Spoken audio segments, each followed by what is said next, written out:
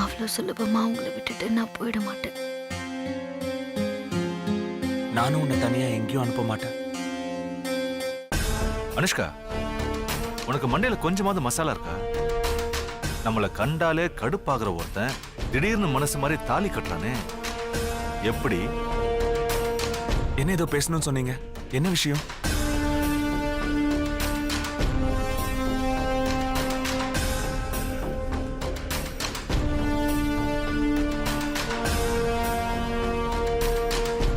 சூப்பர்மா, சொல்லி கொடுத்த மாதிரியே சூப்பரா நடிச்ச. இந்தா.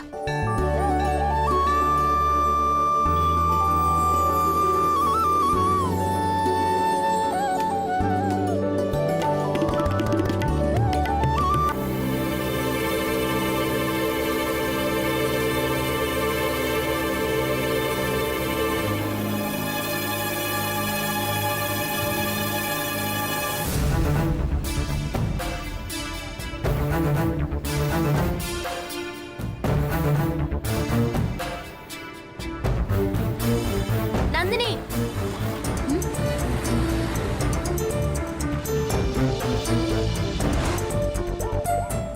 என்ன? யாரோ என்ன நந்தினின்னு கூப்பிட்ட மாதிரி இருந்தது. Sorry sorry sorry. பாத்துன, பாத்து எழுந்துக்கோங்க. இங்க யாரு நந்தினின்னு கூப்பிட போறாங்க? யாரும் கூப்பிட்டு இருக்க மாட்டாங்க. போலாமா?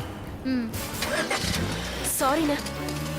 ஹே நந்தினி, நந்தினி, நந்தினி, நந்தினி.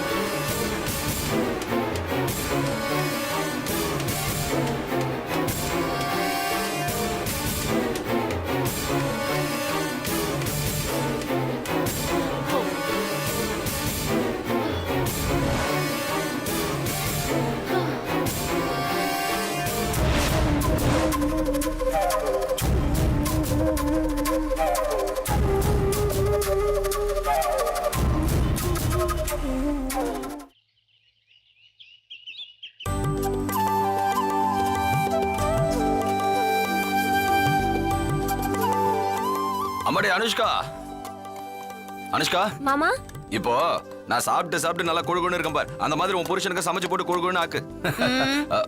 சரி சரி சரி சரி. அந்த இட்லியை கொஞ்சம் தள்ளுங்க. இட்லியே கேக்குது, சாப்பிடு. அப்பா, நீங்க என்ன வெறும் இட்லி சாப்பிட்டுட்டு இருக்கீங்க? சட்னி ஊத்தவா? அண்ணி, உங்க பக்கத்துல அண்ணா உட்கார்ந்து சாப்பிட்டா வெறும் இட்லி மட்டும் இல்ல, வெறும் தட்டையே சாப்பிட்டுருவாரு. கதிரு சரியா சொன்ன. இப்போ வெற்றியோட பார்வை தட்லியும் இல்ல இட்லிலையும் இல்ல, லட்சுமி மேலதான் அவன் பார்வையெல்லாம் இருக்கு. என்னடா என்னாச்சு? அதெல்லாம் ஒண்ணு இல்லப்பா. தேன்மொழியோட காலு கல்லு மாதிரி என் மேல. இல்ல தேன்மொழி, இட்லியில கல்லு இருந்ததுன்னு சொன்னான்ப்பா. நல்லா சமாளிக்கிறேங்க. பழகிடுச்சுடா தம்பி. என்னடா? உனக்கு என்னடா ஆச்சு? நீ ஏன் கத்துற? ஒண்ணும் இல்லப்பா. நீ ஏதாவது அவனை பண்ணியாமா? இல்ல மாமா, நான் எதுவும் பண்ணல. அனுஷ்கா, எங்க கண்ணையே உன்கிட்ட ஒப்படைச்சிட்டோம். நீதான் கண் கலங்காம பாத்துக்கணும். அண்ணே, சும்மா கிண்டல் பண்ணாதீங்கண்ணே. வெற்றி, உனக்கு என்ன? என்ன லட்சுமி, பக்கத்துல தானே இருக்கான். இல்ல சாப்பாடுல மிளகா.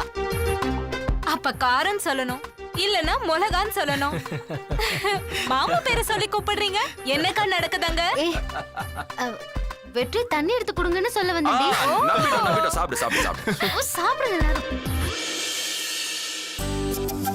பாக்குறதுக்கே ரொம்ப சந்தோஷமா இருக்கு. எங்க காலம் முடிய போகுது.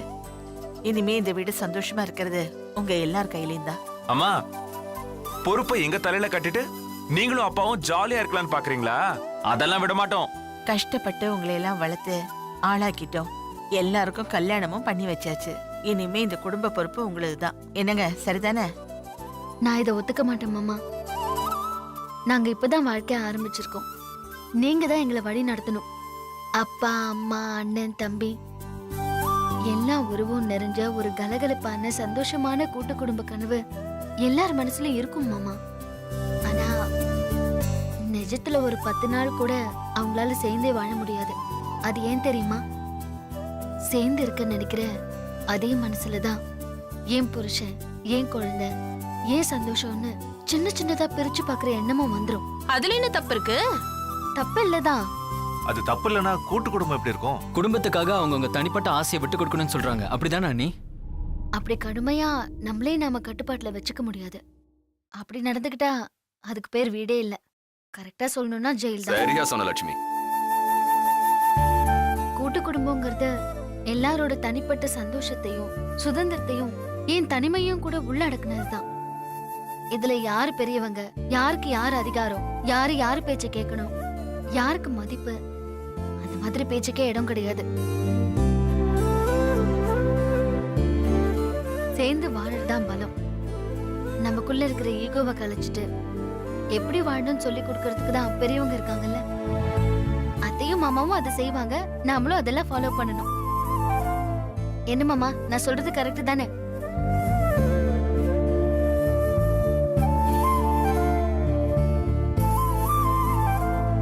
ஏன் கண் கலங்குறீங்க?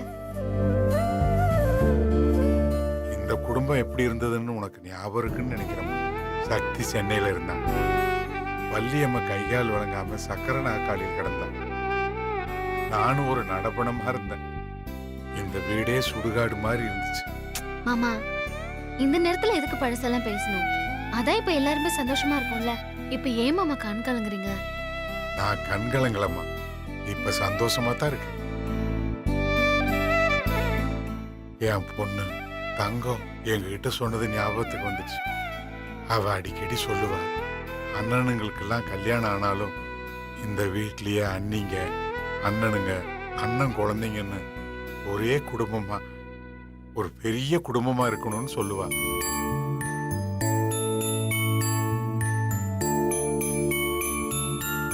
அவ நம்ம எல்லாரையும் விட்டுட்டு போயிட்டான். அவ நினைச்ச மாதிரியே இன்னைக்கு நாம எல்லாரும் ஒன்னா இருக்கோம்.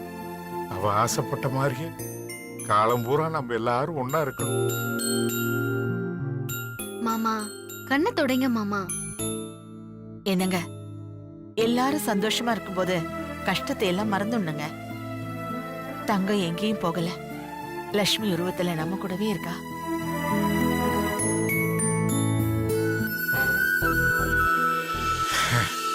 உணர்ச்சி வசப்பட்டுட்டேன். இந்த வீட்டுக்கு 4 மருமகளுங்க வந்தாச்சு. ரொம்ப சந்தோஷமா இருக்குது. ஆனா அதை விட பெரிய சந்தோஷம் ஒண்ணு இருக்கு. என்னப்பா அது? அது என்னன்னா, என்ன தாத்தா ஆக்குற அந்த சந்தோஷம்.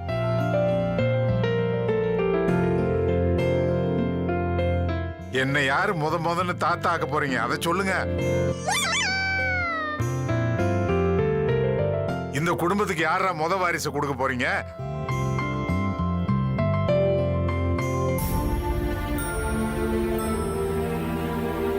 என்ன வள்ளியம்மா, யாராவது பதில் சொல்றாங்களா பாத்தியா? அவங்க எப்படிங்க பதில் சொல்லுவாங்க? அது கடவுளா பார்த்து கொடுக்கறது. அப்படியா? சரி, இங்க எல்லாரும் பாருங்க. இந்த வீட்டுக்கு வாரிசு கடவுள் கையில் இருக்குதோ இல்ல உங்க கையில் இருக்குதோ அது எனக்கு தெரியாது. ஆனா எவன் முதல் வாரிசை கொண்டாந்து என் மடியில போடுறானோ அவங்களுக்கு நான் ஒரு பரிசு தரலான்னு இருக்கேன். ஐயோ மாமா, என்ன பரிசு மாமா அது? நாம இருக்கிறோம்ல இந்த வீடு, இத அந்த குழந்தை பேர்ல தனியா எழுதி வைக்க போறேன்.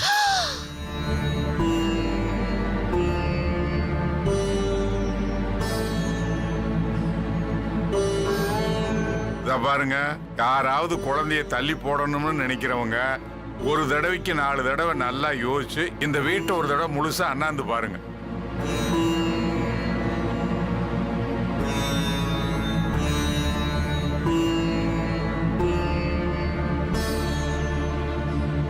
நல்லா யோசி.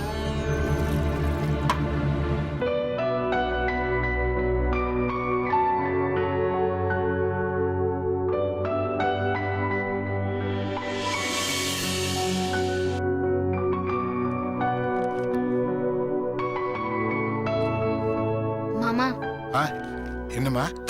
இல்ல மாமா, நான் சொல்றேன்னு தப்பா எடுத்துக்காதீங்க. எல்லாரும் ஒரே குடும்பமா ஒத்துமையா இருக்கணும்னு பேசிட்டு இருந்தோம். யார் இந்த வீட்டுக்கு முதல் வாரிசு கொடுக்குறாங்களோ அவங்களுக்கு தான் இந்த வீடுன்னு சொல்லிட்டீங்களே. அதுக்கு என்னம்மா சம்பந்தம்? இருக்கு மாமா. ஒத்துமையா இருக்கிறவங்க இந்த வீட்டுக்காக சண்டை போட ஆரம்பிச்சிருவாங்கல்ல. நான் இந்த வீட்டுக்கு சீக்கிரமே ஒரு வாரிசு வரணுங்கிற ஆசையில தாமா அப்படி சொன்னேன். பாரு, தங்கவேலு கல்யாணம் ஆகி எவ்வளவு நாள் ஆகுது. குழந்தை பெத்துக்கணுங்கிற எண்ணம் வந்துதா உனக்கு? உங்க நோக்கம் சரிதான் மாமா. ஆனா தப்பா போயிடுமோன்னு எனக்கு கொஞ்சம் பயமா இருக்கு. அம்மா, சொத்தால இந்த வீட்டுல எந்த பிரச்சனையும் வராது. எனக்கு அந்த நம்பிக்கை இருக்கு. ஏன்னா என் பசங்க 4 பேருமே அப்படி. இப்போ என் கடைசி பையன் இருக்கானே, அவன் காதலிச்சு வீட்டை விட்டு ஓடி போனான். திரும்பவும் இந்த வீட்டுக்குள்ள வந்து சேர்ந்தான். அந்த மாதிரி ஒரு காரியம் பண்ணிட்டு போனானே தவிர, ஆனா சொத்தை பிரிச்சு கொடுன்னு ஒரு நாள் அவன் என்கிட்ட கேட்கலையே. அவன் மட்டும் இல்லம்மா, மத்த 3 பசங்களுமே அப்படித்தான். அதையும் தாண்டி ஏதாவது பிரச்சனை வந்தா இதான் நீ இருக்கியம்மா. நீ இந்த குடும்பம் பிரியறதுக்கு விட்டுடுவியா? இல்ல மாமா, அந்த நம்பிக்கை எனக்கும் இருக்கு. ஆனா சின்னதா ஒரு பயம். சரிங்க மாமா. சரி, வள்ளியம்மா சொன்ன மாதிரி லட்சுமி என் மருமகள், என் பொண்ணு தங்கமே தான்.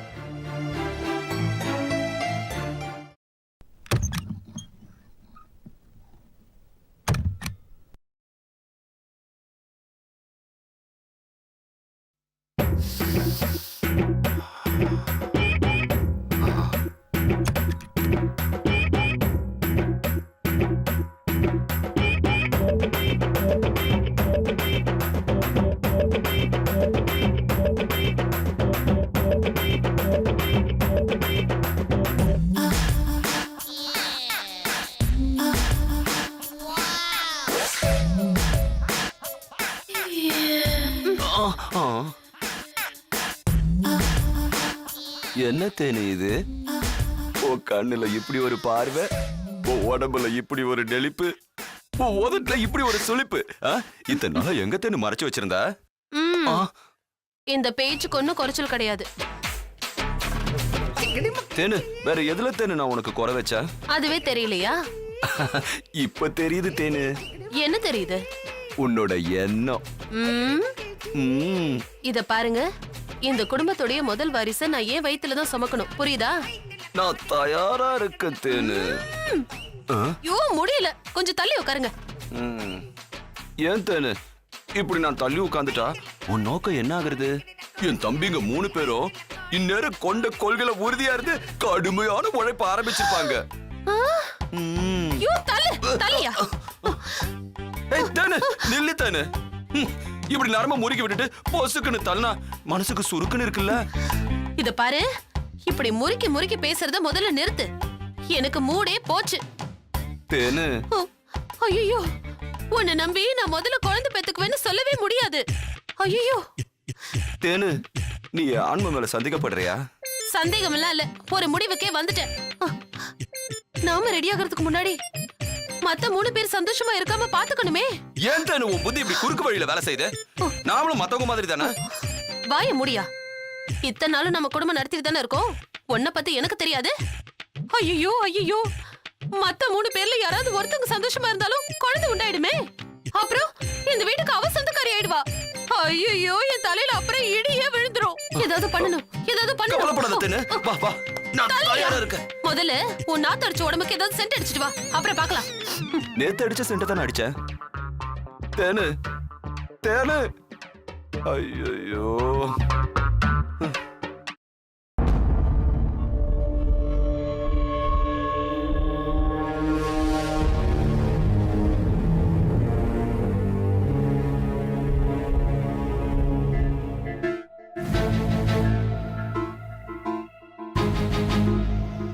என்னடா அது?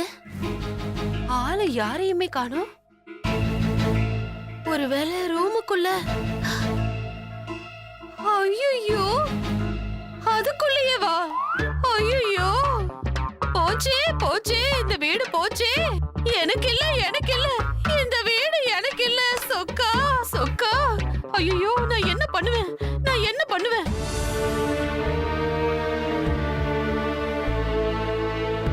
ஐயோ,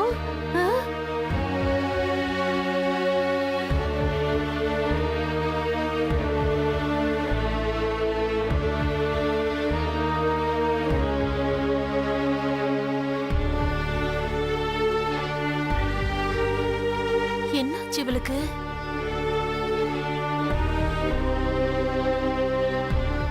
எதுக்கு இவ இங்க வந்து சோகமா உட்கார்ந்திருக்கா? என்னன்னு கேப்போம்.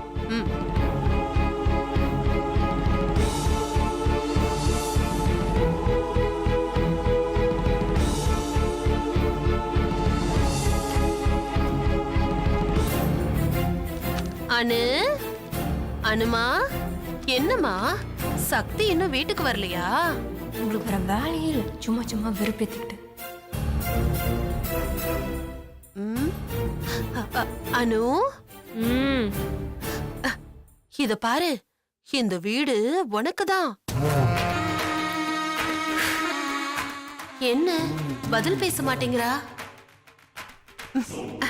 யாருக்கு முதல்ல குழந்தை பிறக்குதோ அவங்களுக்கு தான் இந்த வீடு, எனக்கு எங்க? ஏமா உனக்கு என்ன? இந்த ரேஸ்ல லக்ஷ்மி மட்டும்தான் இல்ல. நீ சொல்ற வார்த்தையை அவள்ல சொல்லணும். ஏன் அவளுக்கு என்ன? அவளுக்கு என்னவா? இந்த பாரு, முழு கத்தி அவ வயித்துக்குள்ள இறங்கிருக்கு. நான் டாக்டர் கிட்ட விசாரிச்சேன். ஸ்கேன் எடுத்து பார்த்தாங்களாம். கத்தி கர்ப்பப்பைய லேசா உரசிட்டு போயிருக்கான். அதனால கர்ப்பப்பையில லேசா ஒரு கீறல் விழுந்திருக்கான். இப்போ அவ கர்ப்பமானா வயிறு பெருசாகும்.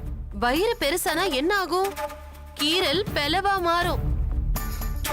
பெலவானா என்ன ஆகும்? என்ன ஆகும்? ஏய், நீ படிச்ச பொண்ணு தானே, என்ன ஆகும்னு உனக்கு தெரியாதா? ஏற்கனவே கத்தி குத்து வேற, வயித்தை இறுக்கி பிடிச்சு தையல் போட்டிருக்காங்க. உள்ள ரத்தம் கசியும், வெளி தையல் பிரிஞ்சு.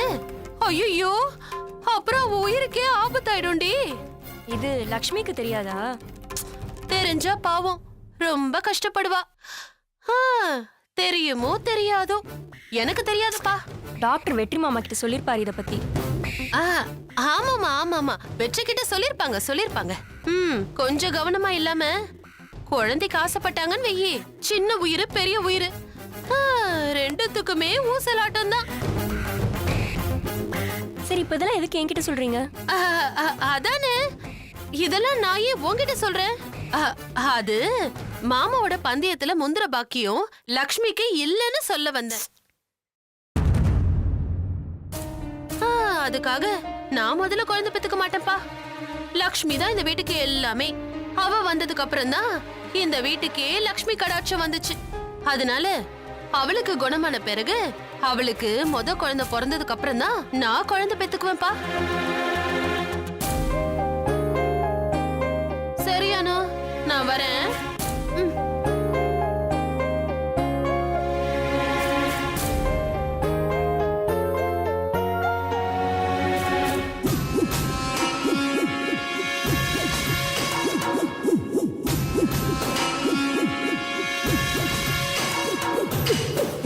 சொல்றேன்னு தப்பா எடுத்துக்காதீங்க. லக்ஷ்மிக்கு என்ன ப்ராப்ளம்? இப்பதான் உங்களுக்கு கல்யாணம் ஆயிருக்கு. இந்த நேரத்துல உங்க ஒய்ஃபுக்கு இப்படி ஆயிடுச்சே. நீங்க உங்க ஒய்ஃபோட தாம்பத்தியம் வச்சுக்க கூடாது. இதை எதுக்கு சொல்றேன்னா, இப்பதான் ஆபரேஷன் முடிஞ்சிருக்கு. இந்த நேரத்துல அவங்க கர்ப்பமானா அவங்க வயிறு பெருசாகும். அதனால தையல் போட்ட இடத்துல இன்ஃபெக்ஷன் ஆகும். அதனால எந்த தொந்தரவும் வந்துடக்கூடாதுன்னு தான் சொல்றேன். இந்த மாதிரி சம்பவம் இந்த ஹாஸ்பிட்டலே ஒரு பொண்ணுக்கு நடந்திருக்கு. இது உங்க ஒய்ஃப் கிட்ட நீங்க சொல்ல வேண்டாம். மன ரீதியா அவங்களுக்கு ஏதாவது பாதிப்பு வரலாம். சரி, நான் பாத்துக்கிறேன். சரி.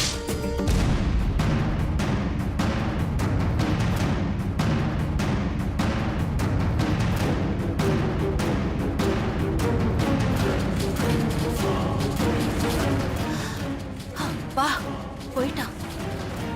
கடவுளே, எதுவுமே நடந்துடக்கூடாது.